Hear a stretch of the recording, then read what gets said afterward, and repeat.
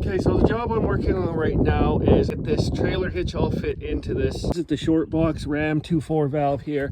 I got this hitch, we picked this up secondhand from some friends of ours. So thankfully we got the rails and the hitch.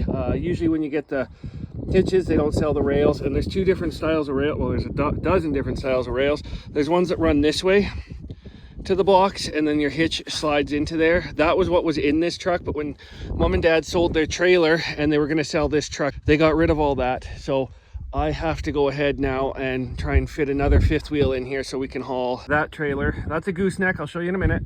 So I found the instructions for a Kurt hitch, which is the same as this. This is a Reese hitch right there. So our measurement from the back of the bed to the front of this is supposed to be 28 and 7/16, and that will get us lined up. And I do have brackets under the frame still, right there and there and there.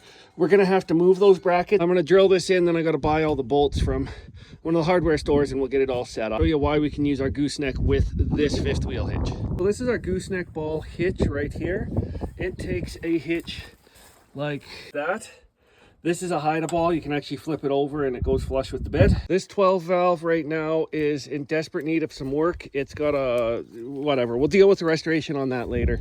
But why we can use a fifth wheel on this is we can slide this hitch right out, and we can slide this fifth wheel pin actually in, and now we can haul this trailer with the fifth wheel. That truck is definitely a work in progress. It runs fine, brand new motor, brand new transmission. It just needs a bunch of work. We'll get to that later. So I've got this rail where I need it. I need to put this rail spaced out just using the fifth wheel as a guide. And then we need to drill these two outers, these two centers, and then these two outers. And I'll get that done just right now. And we'll be able to, we're gonna have to make some shims for right under here to keep that from pulling the bed like it did there. But I'm gonna go ahead and do that. This is actually, the center line of the wheels is right here, but the center where the hitch is going to be pivoting off of is actually 2 inches forward of our center line, and that is just to put more weight onto our steer axle and take a little bit of this weight and put it forward on our drives. So it just sort of helps balance your weight better.